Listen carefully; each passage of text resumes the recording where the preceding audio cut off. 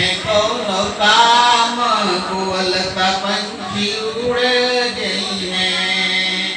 जब इसमें से चेतन आत्मा निकल जाती है तो क्या होता है? तीन ही क्रियाएं होती हैं, गाड़ो, फूको या बहाओ। तीन ही स्थिति इसकी है, जिसको हम आपने इतना संजो के बनाया है।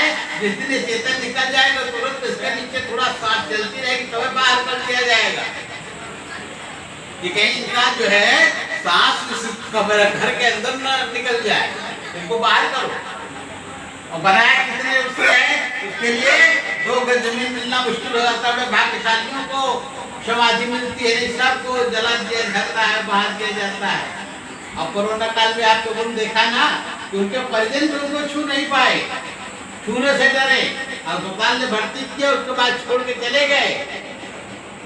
तो अब प्रत्यक्ष को प्रमाण की क्या जरूरत है? इसलिए सदगुरु की शरण में जब तक आप नहीं जाओगे काम नहीं बनेगा।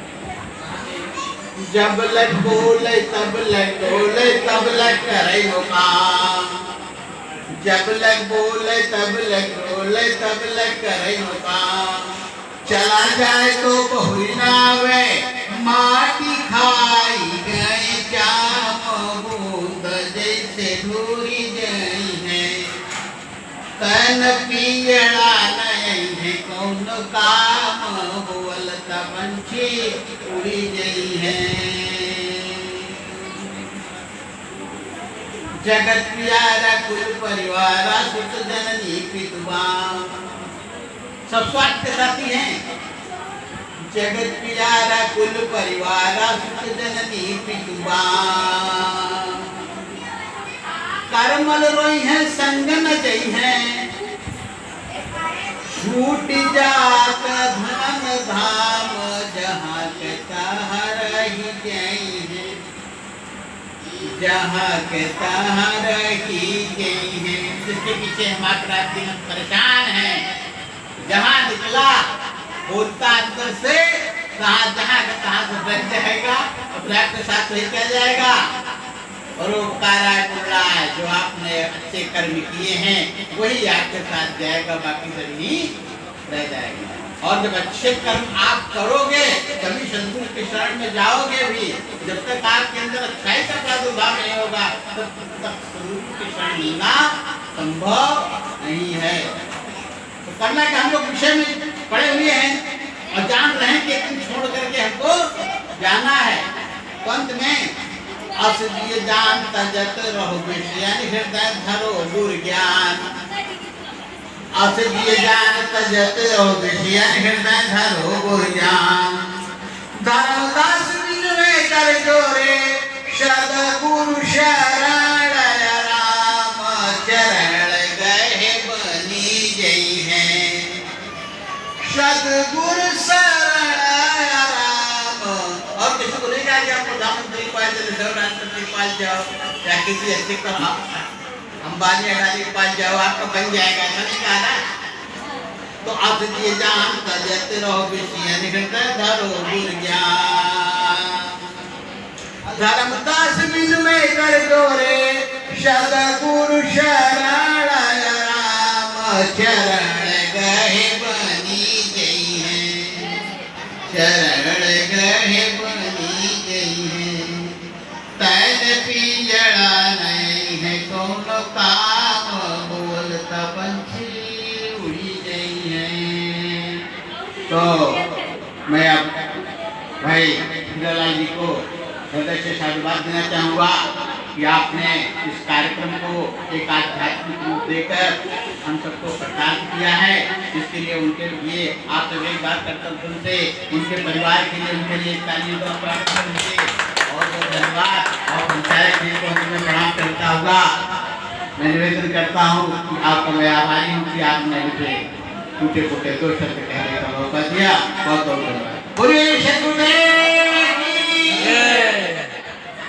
में तो भजनों से इतना सुंदर अवसर दिया, वाकई में भजन से बेहतरीन वाणी। भजन तो निरंतर आत्मा करती है, लेकिन इस अवसर से उनकी मनवाई वाणियों से हम लोगों को एक जागृति होती है, एक जागृति मिलती है कि वाकई में भजन का क्या तीन लोक की संपदा, तीन लोक की संपदा आए बसे घर में, और तब हूँ मन शीतल नहीं और मिले मनमान। हर व्यक्तियों की इच्छा अनंत होती है, किसी का अंत नहीं होता है। हमारा हर कार्य अधूरा रह जाता है, देव काम हो जाता है, दूसरा थोड़ी सवार रहता है, और वो काम नहीं होने पाता, हम आप यहाँ से पलायन कर जाते हैं। ये सदगुरु की बहुत बड़ी कृपा है। हमको आपको अपने दिल संकल्पित से सब जगह मौजूद हैं, और पर नजर जाते नहीं, और भेद साधन के बगैर कोई उन्हें पाते नहीं। तो ही भेद साधन हमारे संतजन, हमारे प्रचारक आप सबको बतला रहे हैं।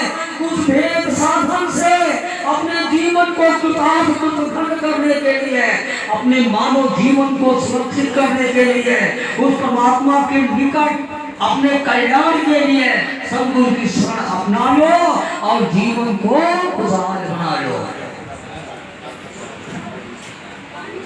अब समय का एकदम अभाव समाप्त हो चुका है। हमारे आपके बीच में परम श्रद्धेय माननीय इस कुंडा के उपदेष्टा, हम तो यही कहेंगे उनका नाम इस तरह से पड़ा है तो उनका काम भी होगा। वो विहंगम में अपने साधना से, इस विहंगम में अपने मृत्यु से वो ये रण को जीत चुके हैं। तो हमारे परम श्रद्धेय माननीय सदगुरु के अनंत शरण अनंत शिष्य परम श्रद्धेय माननीय उपदेष्टा पद से छोड़े परम श्रद्धेय माननीय बाबू रणजीत सिंह से प्रार्थना करते हैं, निवेदन करते हैं कि वो आए।